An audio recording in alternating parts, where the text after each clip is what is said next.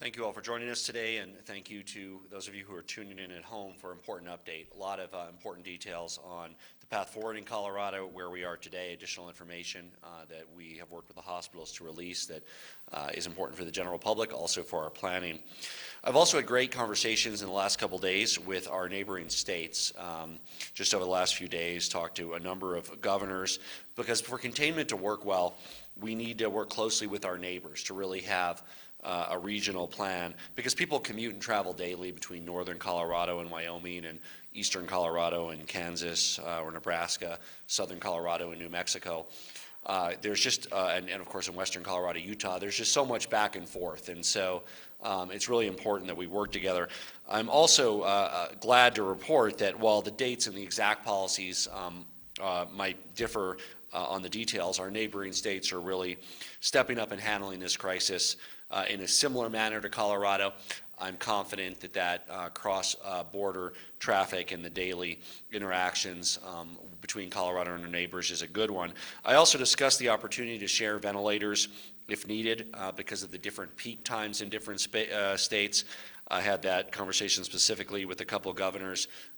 They're very excited to work with us, where if there's a time where they have a peak and we can move some ventilators there, if we have a peak, they can move some here. That helps us all to be able to do that in a more unified way. So I'm really proud to report that we have some terrific governors in Wyoming and Kansas and New Mexico and Utah.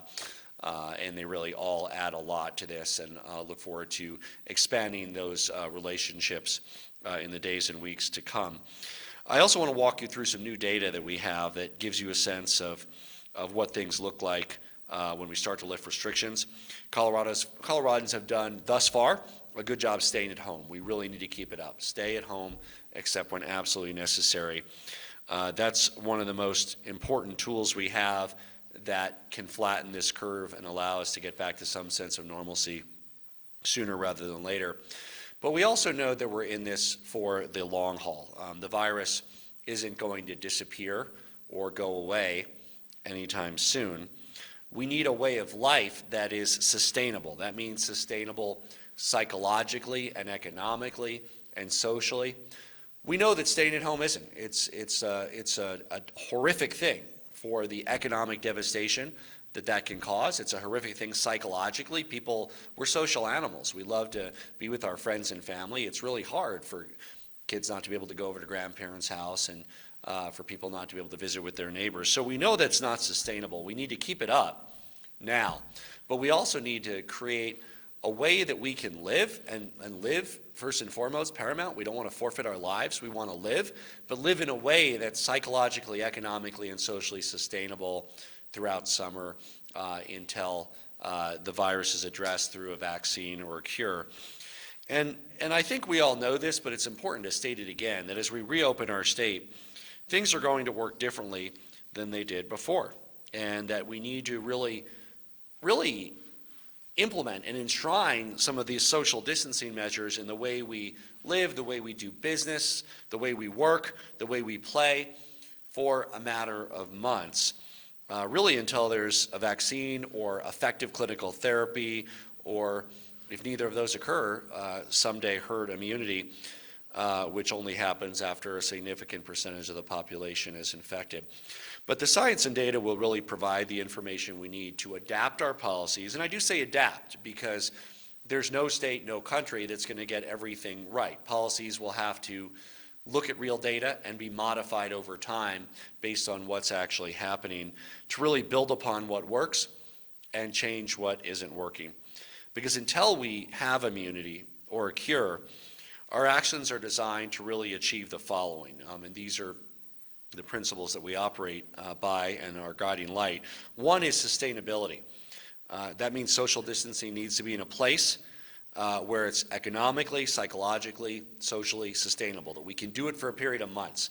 Doesn't mean it's for the rest of our lives, but at least for a period of months. We have to have a way of life where people can earn a paycheck, earn a living, support themselves, that they're able to have some opportunities to recreate outside, and that it's sustainable for a period of months.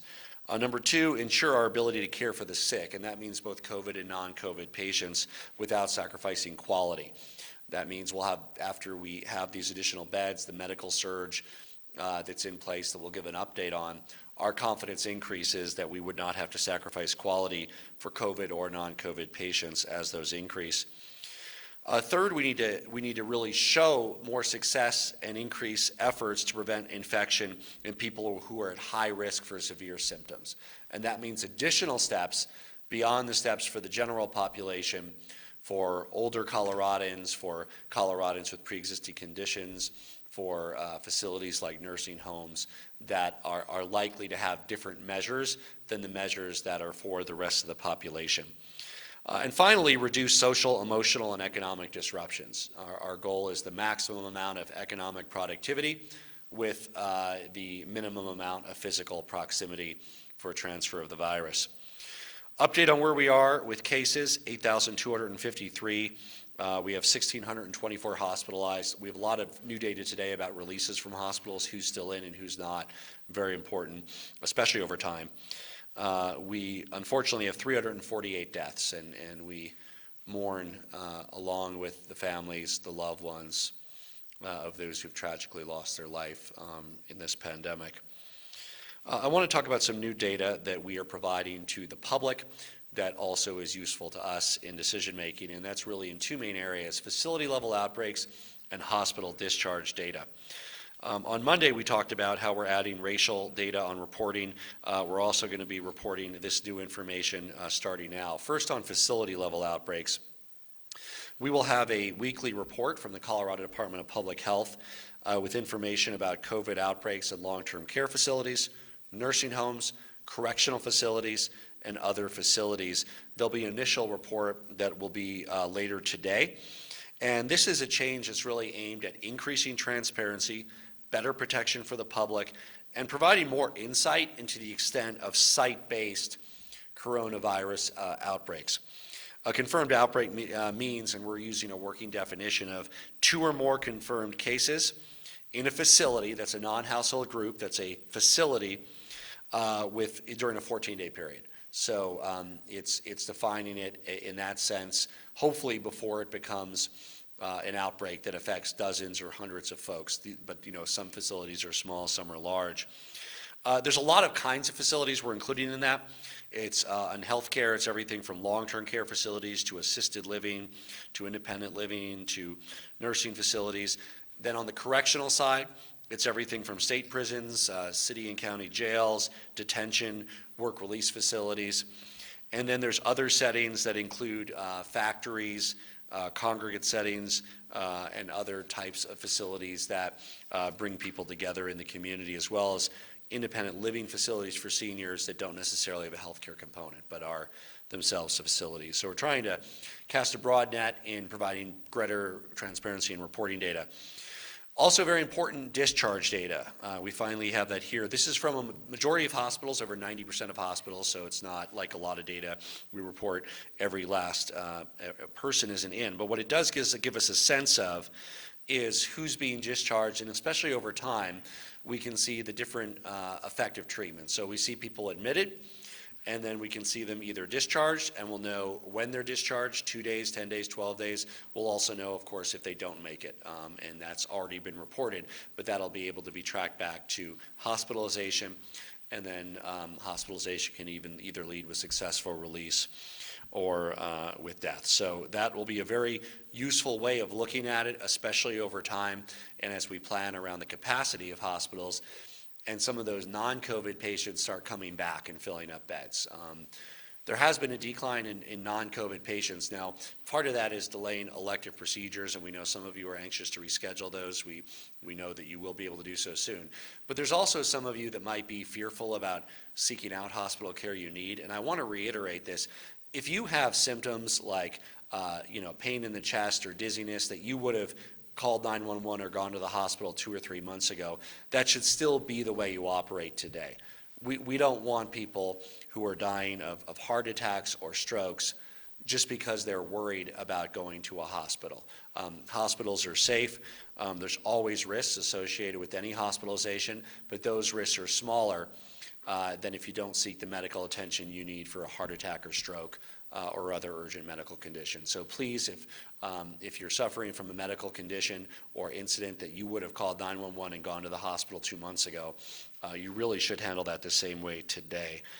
That's a very important for your health. And we're going to continue to work with the hospitals to provide more and better information, work with our federal partners to ensure that everyone has access to accurate data for the general public, and of course for us to craft the very best evidence-based policies to respond. And I also want to congratulate those who've made it home from the hospital after a bout with this deadly virus. We all need good news now, and the good news is that many, while some don't, many do recover, and we celebrate their discharge and recovery. The next slide, please. And this is a very, very important one. First of all, this is projections, but I mean this is conceptually very important because this is really what over time informs all of the social distancing measures and what happens when. What this effectively shows is what are we achieving today. The reason this is trailing data is this shows date of onset. Now, we don't know date of onset in any conclusive way for people who got the virus a day or 2 or 3 ago. They haven't yet presented to hospitals, the subset of them that need it, maybe 10%. So we simply don't know. That's why this only goes through April 5th or 6th. But over time, this will always lag. But this will show what we are accomplishing through our social distancing. There's 3 lines on there, and we, as you can see, we don't yet know where we are, but it's where we expect to be if we have 70, 75, or 80% social distancing at the stay-at-home order. So we've seen something of a plateau. You can see that there, a leveling off. What we hope to see, of course, is that we've achieved 80% social distancing through the stay-at-home order, and then cases will begin to tail off, and we can more rapidly begin phasing back closer to normal economic activity. That's what we hope to see. What we fear is that it obviously could be worse. If it's only 70%, those cases will go up, and we have to do even more to contain the virus in Colorado. So this is a conceptual, I mean, it has real data based on projections from 10 days ago, but conceptually, this is the way we integrate data to make these decisions about when and how we can allow people the maximum amount of ability to support themselves in economic activity without piling up the death toll. So this is a key chart conceptually. There's different ways that we look at it. We use a trailing indicator of hospitalizations as one. We also look at tests and who's being tested and how. We can do this at the community level. But we know, and as we presented in prior weeks, we need to achieve a high level of social distancing to be able to end these severe restrictions. And the next few days are going to be critical. The next few days are going to be absolutely critical in this data because this is just through April 5th or 6th. It's not cumulative. These are daily new cases. And between that time and April 5th, it looked like there's a plateau. But we really need the understanding in the next few days. Next 4 or 5 days of this are going to be absolutely critical because to date we don't know whether this is yet a plateau or whether we're starting to make progress in decreasing the rate of infection and see a downward trend in the number of new cases each day. And we will be looking at this and similar proxies, meaning this same kind of graph with this is date of onset of symptoms. We also have date of admission to hospital. There's other things that you can plug into this conceptually. Now I want to talk about the question on everyone's mind in Colorado, across the country, across the world, and that's when can we finally start relaxing some of these restrictions? And what will society look like in the near future as we are forced to live with this virus in our state? And how can we make sure that that's sustainable until there's a vaccine or a cure? Sustainable psychologically, people are social animals. We can't stay cooped up in our houses for months on end. Sustainable economically, many Coloradans can't telecommute, need to get out and work, need to be able to earn a paycheck to support their rent and their food. We bought some time with the $1,200 from the federal government, $500 per kid. That was absolutely critical. Without the CARES Act, without the work of our congressional delegation, we wouldn't even have that time. But we bought some time. But people obviously need to be able to support themselves or they won't be able to put food on the table and live their lives. And we know that these severe restrictions right now, staying at home, except when absolutely necessary, as all of us are doing, and wearing a mask when we go out, we know that staying at home all the time is not sustainable over time. And these measures that across the country are being undertaken are putting too much pressure on all of us to be sustainable, too much pressure on our commerce, on our movement, on our social activity. They're effectively unsustainable from a societal perspective. But we also want to dispel any notion that we can immediately go back to how things were in January or February of 2020, because the virus will be with us. We have to find that sustainable way that will be adapted dynamically in real time to how we live with it without overwhelming our healthcare capacity or without overwhelming our economy or ability to support ourselves. The restrictions that were put in place, bars and restaurants, ski resorts, stay at home, were put in place over time gradually after consideration of data and advice from public health officials. And that'll be similar to how they roll off. We're applying that same expertise and data as we modify different restrictions over time to create what is that sustainable way that we live for the coming months. I wish that that relaxing restrictions was like turning a light switch on and off, and we could all just go back to how things were. But it's going to look more like a light dimmer. It's going to be more gradual over time because the virus can't be turned off and on. I wish it could. We're likely to live along with it until it's cured or there's a vaccine. Even as Colorado, we hope, has moved past its peak, that certainly this shows a plateau. We hope it shows a decline. But as we move past our peak, the virus is present, and until we have a widely available vaccine or antiviral therapies that really are game changers and can cure people, or of course in the worst case scenario, eventually we reach herd immunity where a significant number of the population have been infected. Coronavirus is going to be part of our lives. We're going to have to learn how to live with it. Right now, the public health risk is severe. We're in the urgent phase. We're going to go through the different phases. We're in the urgent phase. We all need to stay at home.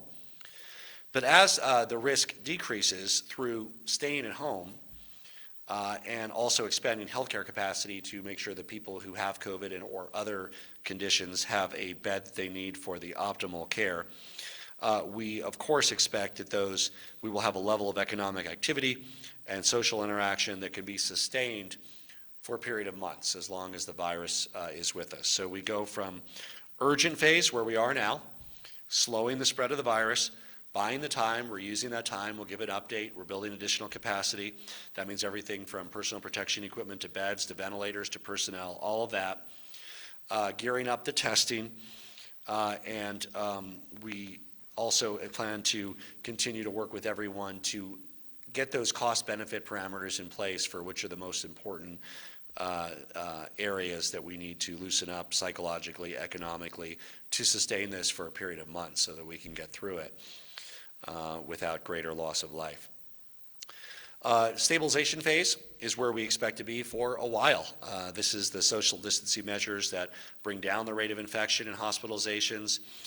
We're going to go more into those factors in a moment, but it basically means that we have to keep the spread of the virus, or the R0, the effective rate, around 1. It no longer on a hockey stick up. If it can be additional, contained and reductions, that's wonderful, but we know that it's going to be here. Some will have it, and how do we have as much as possible of a functioning economy, functioning society, in a different way, but a way that meets our psychological, emotional, and economic needs as Coloradans and as Americans, and that is the goal of stabilization. And of course, we all await recovery when we can embrace our neighbors and attend Rockies games and attend large churches with thousands of people. We all await that day. And that can occur and will occur, and most of us will get to see that day, and that'll be based on population level immunity or on a treatment that is a game changer and works, and that will then at that point allow lifting of all restrictions and getting back to our Colorado way of life that we love and we cherish. And there are so many clinical trials occurring of treatments, of vaccines that are being accelerated, not just in America, and whether that vaccine comes from Japan or Germany or America, or South Korea. It is being expedited in every way possible. The scientists like to temper our expectations and say it could be 12 to 18 months. It certainly could. But many of these vaccines are being accelerated and tested and brought to people. And then, of course, many cures, many potential cures. And there's different kinds. I mean, a potential cure that has a slight impact and a slight therapeutical benefit doesn't change this overall calculation, right? And some of those might be coming online. We certainly hope they are.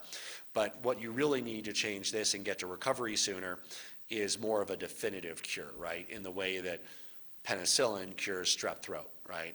Something that has a very high cure rate would need to exist to be able to get back to that recovery soon. So scientists across the world, including at CSU, at CU, Anschutz, all over the world are working on both vaccinations as well as cures.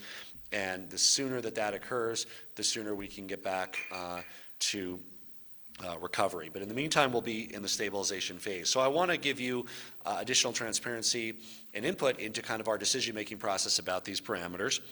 And we really have several principles that guide decision-making that I've laid down for the state, that we are operationalizing across our public health efforts, our economic recovery efforts. That means work to suppress the virus, increased ability to conduct testing. We're going to go into more detail on each of these. Additional protections for those who are most at risk. The ability of our healthcare system to have enough beds to handle the demand for both COVID and non-COVID patients. Social distancing policies that can be sustainable, meaning that can function alongside our economy, meeting our psychological and emotional needs that we can keep up for a matter of months. And then the ongoing monitoring and evaluation of policies and their impact. And of course, we will be updating and making changes in real time based on actual data. So we'll go to the next slide and we'll talk about these one at a time. This is the one that goes back to that conceptual slide that I showed you. We want to work to suppress the virus. Within the next 5 days, we should have some good data on what level of suppression this stay-at-home order achieved.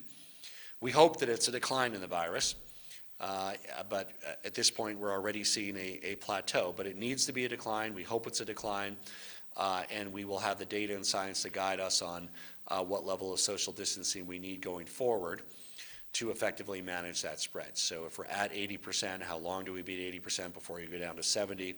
What do you do to get down to 70? How long is it sustainable for? All of those types of data are extremely helpful in making this decision. And it's not a decision, it's decisions. It's an ongoing daily and weekly thing. That's why the principles here are going to be more important than any one decision, because there's countless decisions that I have to make every day. We make them based on the data, and this is the way that we make them. We'll go to the next slide. The next concept is the increased ability to conduct testing and containment. That means building upon what we have already and have been building. It's not light on, light off. It's gradually getting brighter and brighter. We increase these measures. Now, the more ability we have, and that means expanded contract tracing capacity and epidemiology staff and isolation support, meaning how do we support people that have to be out of circulation for 10 or 14 days because they have the virus or they were exposed? Do they need groceries? Do they need food? Do they need entertainment? What do they need so they don't leave their homes? All of these things are very important. They start having an important effect. It doesn't have to be universal or nobody, and there's already work occurring. We launched the Stay-at-Home Isolation Services website the other day. We are doing contact tracing, but not at a scale that we need to. So as this increases, that increases our ability to be able to free up more economic activity and an ability to enjoy the Colorado we love. So, if we were doing 30%, if we were doing 50% of those who have it have some form of isolation services and support, the more people that are brought out of circulation when they have it, particularly those who have minor symptoms because they might otherwise not remove themselves from circulation, the better that we can reduce the spread. So that's been an ongoing work. You've seen the progress we've made to date. We know we need to make a lot more progress the days, the weeks, the months ahead, and it's a priority lever. The more that we can do here, the more impact we can have. Never has to be everybody, but the more people it is, it starts moving the needle a lot on reducing the spread. The next thing we're going to do is really focus on the ability to protect those who are most at risk for COVID-19. That's the next slide. What that means is Well, this is the ongoing monitoring. So this is just saying that, of course, once something is in place, we're always going to look at real data. We don't just assume it works. We always will look at the real indicators and the time. And of course, there could be the need to reinstate measures, even potentially including stay-at-home orders at community level, regional level, statewide. But these are the principles that are guiding that decision-making, and we all hope to avoid those kinds of draconian measures. Next slide.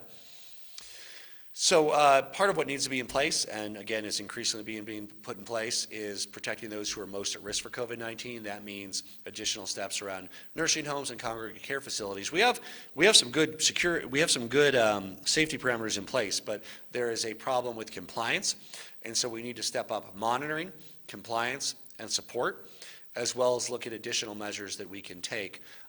In addition to those who are in nursing homes, it's also about protecting people with underlying chronic illness or advanced age who live in their own setting.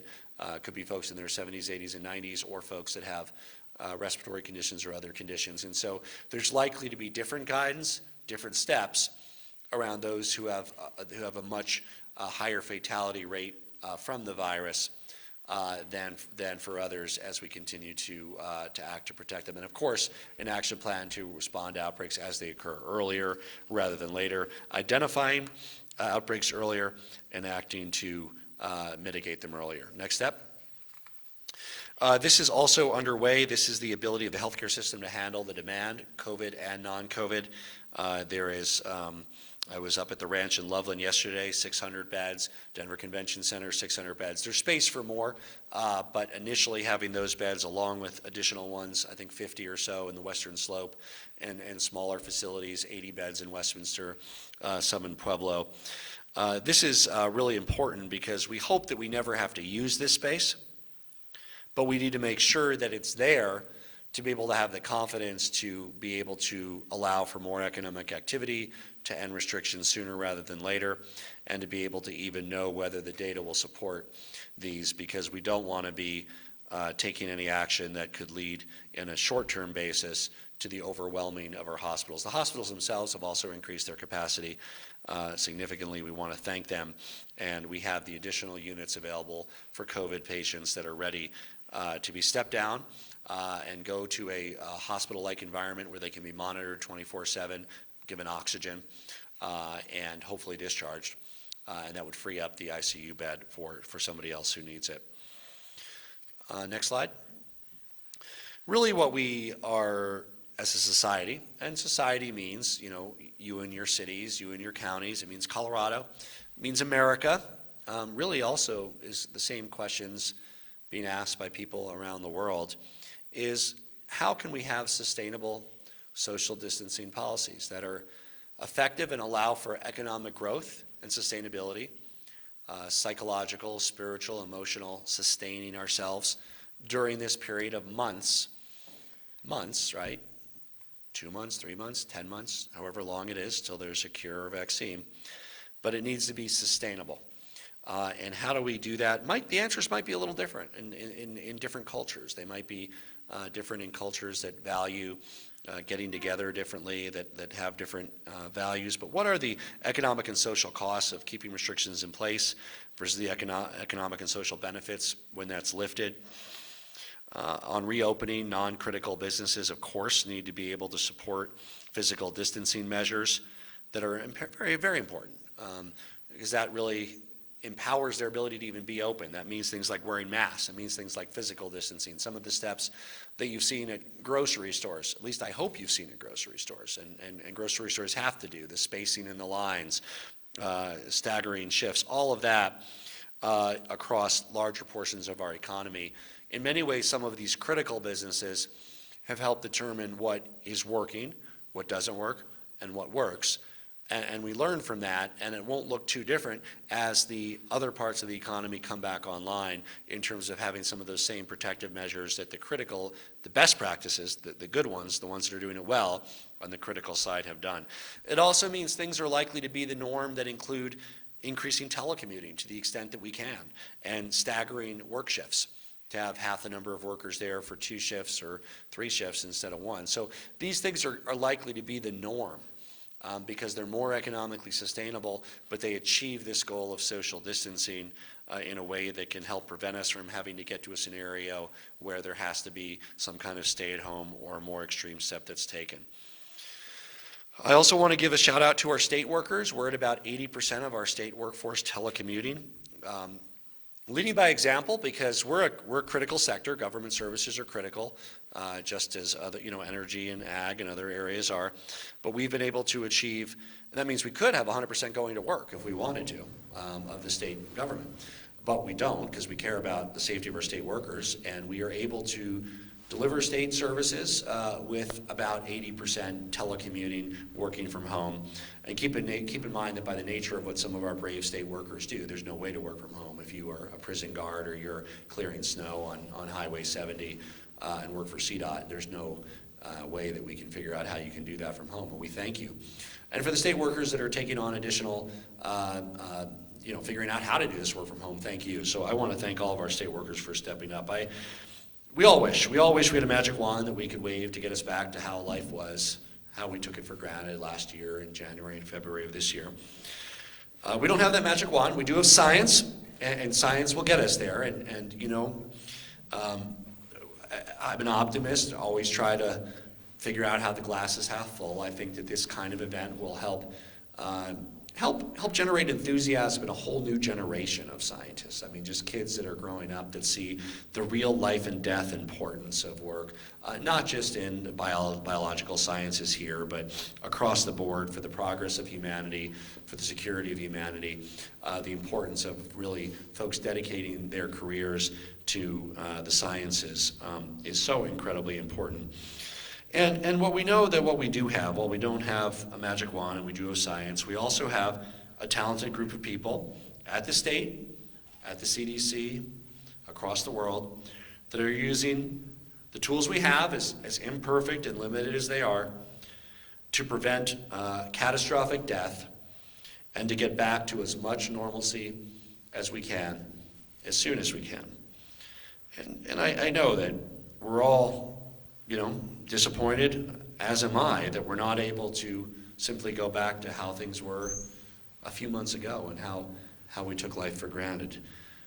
But once we're through this urgent phase, we are able to reintroduce a level of balance in society that's a balance between protecting our lives, because without our lives, everything else isn't worthwhile, our need to get the economy moving, help make sure that folks can earn a paycheck, support themselves, and bring back a sustainable level of social interaction. Not what it was, but better than it is now, so that we can live our lives in a rewarding way, in a sustainable way, in a joyous way, in a healthy way, for a period of months until there's a vaccine or cure. I want to thank all of you for joining us. Hope that this new data is parsed and looked at by the general public. It's great to see what people in crowdsourcing are doing with the data that's being provided. We're excited to provide this additional level of data around discharges and facilities. We look forward to working with the hospitals and others to bring even more useful data online sooner rather than later. And I want to thank all of you for joining us, and we'll open it up for questions. Governor, it's pretty clear, based off of your presentation, that in 5 days or so, it's a possibility that on April 27th you could reopen at least some phases of our economy. What should the manager out there right now, what should the small business owner out there do to prepare for the possibility people could go back to work come April 27th? Yeah. So we'll have a few days warning based on who that affects and what day that is, as we've talked about. Should they be preparing now, though? Well, we made it clear it's unlikely that the way we think about businesses like bars and nightclubs can function in this environment. Restaurants aren't going to go back right away, but when they do go back, they will have additional social distancing measures. I think a good thing for every business to think about is how can we maximize social distancing, or how can we minimize physical proximity. So think about that plan. What does it mean for your business? Does it mean that you have two shifts, a morning and an evening or swing shift instead of one, so there's half as many people at each and you can still get your work done? Does it mean that you build temporary fiberglass or glass barriers between workstations? Does it mean that you increase the number of people that can permanently telecommute? So those are the kinds of questions that businesses should be asking themselves. Different businesses will be able to, and businesses are functioning today, by the way, especially those that have a high percentage of telecommuters. I mean, businesses are functioning. It's the physical piece that's the one that is limited, very limited now, and will likely remain limited. But it's about how you can maximize your productivity, support yourselves, get back to as close to normal business as you can, while having additional physical distancing in place. So that should be on the minds, first and foremost, of our small businesses across our state as they're able to get back to a little greater degree of normalcy in the coming weeks. And a quick follow-up, I'm sorry, sir.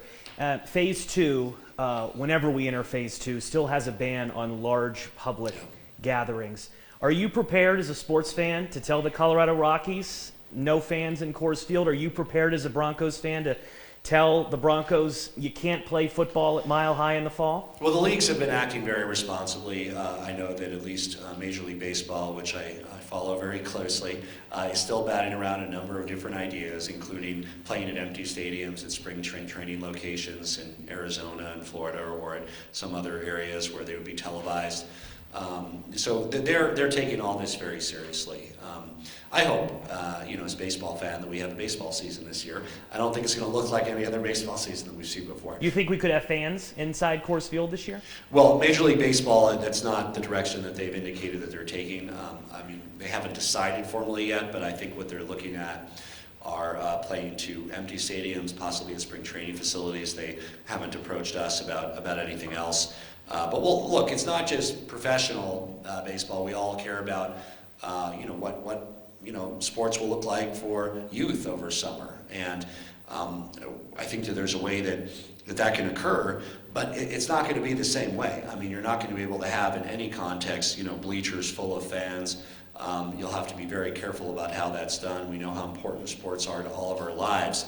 But it's about figuring out how we can have a sustainable new normal. I mean, sports are a part of our life that is required for us to be able to live sustainably for a period of months. And how can we integrate that back in a way that's safe and doesn't put the lives of our fellow Coloradans in jeopardy? Phone question? Hello, Governor. This is Vinny Del Giudice at Bloomberg News in Denver.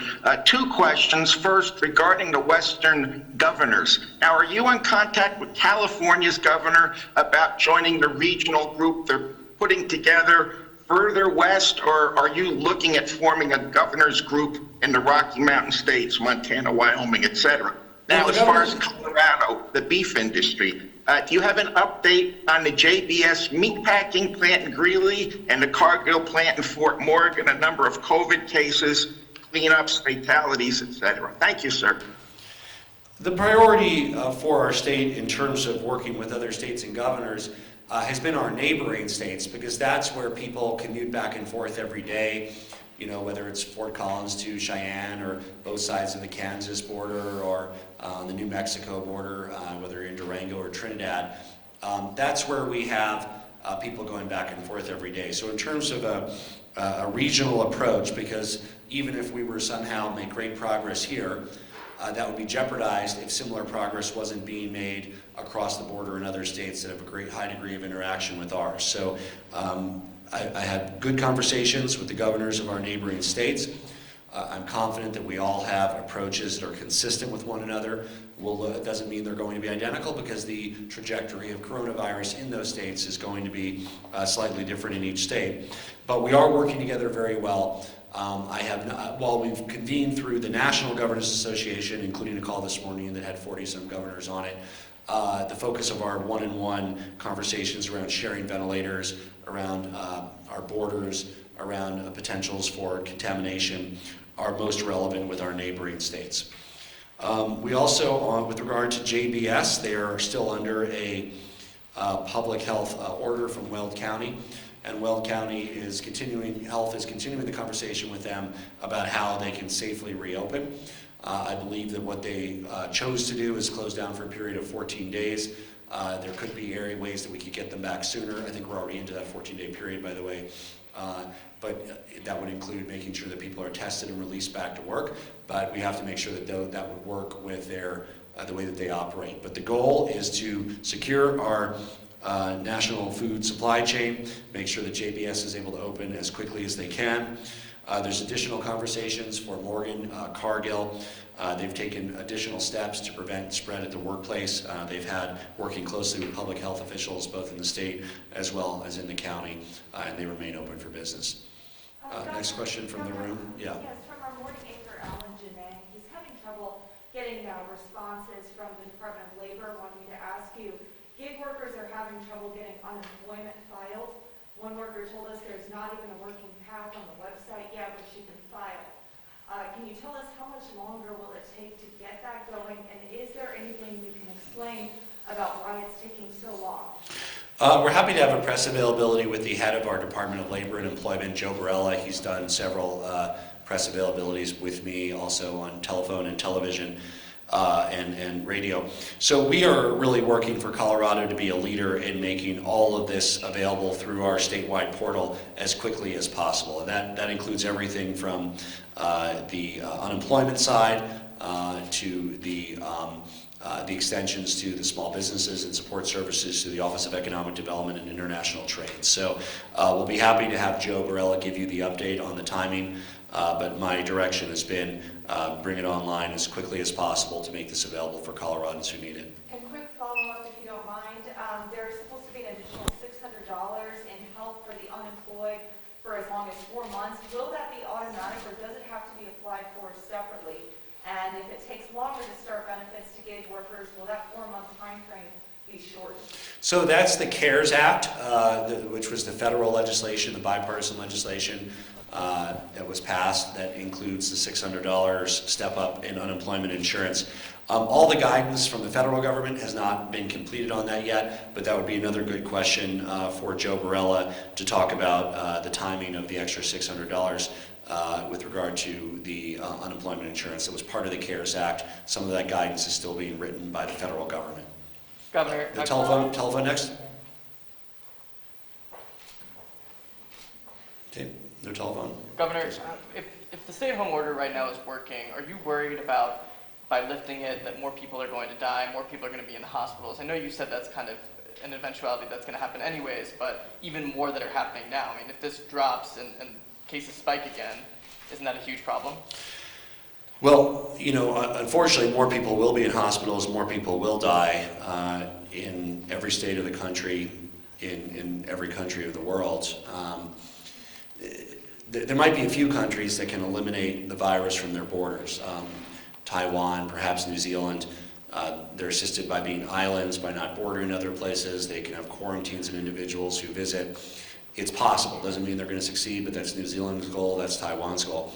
That's not America's goal, and it can't possibly be Colorado's goal, because we don't control who moves here across other states. If somehow we had severe policies that eliminated the virus from Colorado, we'd be reinfected the next day from somebody who was visiting from another state, even visiting family here in Colorado. So our goal is to figure out how we can have a sustainable way of not overwhelming our healthcare system. I mean, you remember from the very early days, we talked about reducing the peak so that it never overwhelmed our healthcare system, meaning that everybody who gets COVID and those who have another condition like a heart attack or stroke, everybody should have that fighting chance at survival that the the high quality medical care provides. And most COVID patients are going to be just fine. 9 in 10 won't require hospitalization, medical intervention. 1 in 10 will. And by the way, those rates are higher for older Coloradans and those with pre-existing conditions. But this condition, COVID, can be fatal for people of all ages. But the good news is there's also people of all ages that can make it through. There's people that are survivors that are 104 and survivors that are 20 years old, just as there's victims in both age groups as well. So the challenge is, how do we create a sustainable way to live for the many months that the virus will be with us? The answer is not staying at home for many months. It's not possible. It's not possible economically. People need to support themselves. Businesses need to exist. It's not possible psychologically. Humans are social animals. We need to find a sustainable way that we can live for many months. and at the same time make sure that we don't overwhelm the capacity of our healthcare system, our hospitals, to be able to give everybody who contracts COVID and everybody who contracts another condition, be it appendicitis or some other kind of infection, a fighting chance based on our high quality of healthcare to get better and live their lives. Governor, you said that restrictions would roll off similar to how they were put on piece by piece. Does that mean generally you expect some of the first things to be closed, be the last to open, things like ski resorts, bars, restaurants? Not necessarily. It means that they will be sequenced in a way that makes sense and is supported by the data. I mean, it may resemble that and probably will, but not because of when they were put on, just because those are the steps. So I think we know more now. We know more every day. We'll know more in a week than we know today. We always wish we knew what we will know a week from now today in terms of who's affected and where. But yes, they will be modified in a similar way that they were put on, but that doesn't mean that each one is the same order or even exactly the same as it was. It's all based on how we can maximize economic productivity while minimizing the need for physical proximity and interactions. Telephone? Governor, can you hear me? Yes. Oh, okay, sorry, didn't work before. Charles Ashby from Grand Junction Daily Sentinel. So, hey, we're hearing a lot of reports around here, and I know I've seen some stuff going on statewide about neighbors reporting on other neighbors for not following the orders. I'm seeing a lot of rebellion out here against your orders, which have been called tyrannical, against local health department orders being equated to Nazism. How do you react to that? What do you say to those people who are clearly getting frustrated with this stay-at-home order? Well, first of all, as you know, as a Jewish American who lost family in the Holocaust, I'm offended by any comparison to Nazism. We act to save lives, the exact opposite of the slaughter of 6 billion Jews and many gypsies and Catholics and gays and lesbians and Russians and so many others. That being said, we know that these steps are difficult, and it's not a contest to see what you can get away with. It's a contest to see how well you can stay at home. You're not, by not staying at home, by having parties, by congregating, you're not sticking it to the government, you're not sticking it to Jared Polis, you're sticking it to yourself. Because you're putting yourself and your loved ones in jeopardy, and you're prolonging the economic pain and difficulties that your fellow Coloradans face. Now's the time for us to act with unity, to act together, to be able to do the best that we can, to stay at home except when absolutely necessary, so that we can open up sooner rather than later, so that we can have more freedom quicker rather than later, and that we can create a sustainable way for us to get by as a state and as a country. Next question from the room. Governor, the level of testing has continued to seem to fluctuate up and down daily. Do you anticipate that will increase at some point soon, and what is holding that number back? Yeah. So as we get to this new sense of normalcy, testing is going to be a bigger part of our lives. Right now, remember, we are staying at home. We're in a mass quarantine. So if you have COVID symptoms, we are not instructing people to go out and get tested. We're instructing you to stay at home and isolate yourself because we're in a mass quarantine. As we move towards a more targeted quarantine around who actually has COVID-19, that'll be based more on testing and then isolation and support for people who've contracted the virus and those who are exposed to it. So part of that is increased use of contact tracing, increased use of testing. We're looking forward to continue to scale that up over time. I think we're doing something like 12 times, or 10 to 12 times as many tests as we were here in Colorado when the COVID crisis started just barely over a month ago. Are you also waiting on reagents and other supplies, though? Yes, that's the limiting factor. We have the ability to process in our labs public and private, over 10,000 tests a day here in Colorado. We need to and are working on the additional swabs, reagents, to be able to safely administer those tests. We're monitoring new protocols for ways that we can deliver those tests in ways that are make more sense with the constrained supply system, which really affects every state, every country. The enormous demand, the industrial capacity is increasing. I'm confident that that number will continue to increase. Maria? Governor, I have a question for Univision Colorado. Tenemos denuncias de trabajadores que aseguran que la planta de carne JBS continúa operando con algunos trabajadores y no tienen protección. ¿Tiene alguna información de esto? ¿Se establecerá alguna sanción futura contra la planta? Emitimos una orden de salud pública para cerrar la planta JBS por 4 días ahora. Están abriendo de manera limitada y trabajando con el condado de salud Weld en esos planes. Ellos van a ser cerrados, es su plano de JBS hasta unos 14 días. We'll take one from the phone. Yes, hi, it's Mary Ann Goodland from Colorado Politics. Can you hear me okay? Yes. Hi. I want to go back to the question I asked you a week ago regarding the real estate industry. I'm still hearing a lot of complaints from folks that the guidance they're getting from the Department of Regulatory Agencies, according to one person, is basically shutting down the industry. And I wanted to know what your position would be on showing homes if people could use social distancing guidelines, you know, just limited to very small gatherings, masks, that kind of thing. Yeah, that's all part of the new normal, will be the social distancing. Right now, as we indicated, we're in the urgent phase, we're in the stay-at-home phase. There's unlikely to be large open houses with dozens and dozens of people in the near-term future for the real estate industry. But yes, of course there will be showings with social distancing. Transactions are still occurring every day. I have a friend who bought a house, another few that have them listed.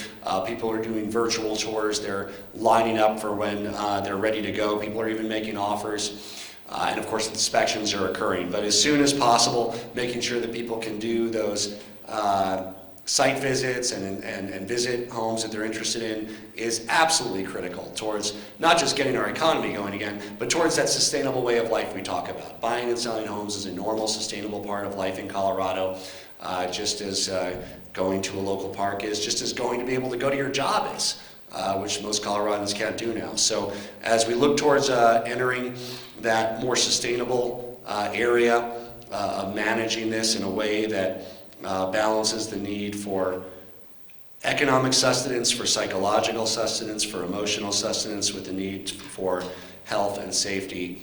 Absolutely, home showings are an important part of what needs to occur. One more question. Governor, we have frontline healthcare workers telling us they're reusing masks that they would normally toss out after one use. They're using them for a week, or sharing disposable gowns that they would go through 12 or 20 of them in a day. They're all sharing the same one for the same entire day. They don't feel protected and safe doing this life-saving work. What's the outlook for that community of workers? Do you expect the PPE situation to improve, and if so, how? The frontline healthcare workers are the top priority for the state's work in acquiring personal protection equipment. We've acquired hundreds of thousands of masks and gowns and gloves. We had 100,000 just arrive from Taiwan the other day. We are working closely with the hospitals to give them what they need. The hospitals are also validating new safety protocols around ways that they can decontaminate masks. If they need to, they can reuse them. There's a number of demonstrated ways that they can do that have been approved federally, that are being done safely across the country. But we also know that there's others that will need increased use of masks and protective equipment above and beyond our frontline healthcare workers. And our goals are very high. We're hoping to acquire enough masks to also provide them to first responders, for those who work in nursing facilities, for grocery workers, for many others that we hope to work with their employers, who will also be providing some masks to help meet that need. But the healthcare workers are the first ones who get any of the personal protection equipment that they need in Colorado. Before we end today, I want to take a moment to celebrate one of our own. I want to say a few words about one of your colleagues who's going to be leaving us for Washington, D.C. Stay safe in the airport and on the flights, and if you're showing your home, you might have to show it virtually if you're selling it. Joe, for those of you who don't know, we just call him Joe from Ohio. Joe from Ohio. I think when he first met me, This is when the other stations drop coverage, by the way. we traded Tim Ryan stories. I think you're from the Youngstown area I am, of yes, Ohio. sir. I'm good friends with erstwhile presidential candidate and congressional baseball team first baseman Tim Ryan. Joe is leaving us to become the national political editor for the Scripps television service in Washington, D.C. Joe, it's been an amazing pleasure working with you. I look forward to staying in touch. We were able to find a cake, which is not as easy as it was these days. And I just want us all to give Joe a warm Colorado send-off. Thank you, sir. Safe travels. Thank you, Governor. I'm still going to grill you, by the way. Yes. Thank you, Joe, and thank you all for joining us. We look forward to working with the hospitals, with CDPHE, to provide additional transparency around all the data that we're able to get, data that we want to get, that we're trying to get from hospitals, both for the general public as well as for our own decision-making. What's most important for Coloradans at this time is to stay at home, except when absolutely necessary and you need to go out. It's important that the more successful we are at staying at home, the data will bear out how successful we are. The sooner we can get back to a sustainable way of life, economically, psychologically, emotionally, and socially, and that's our goal here in Colorado. That's the goal of the United States of America, and that's the goal across the entire world. Thank you. Thank you, Governor.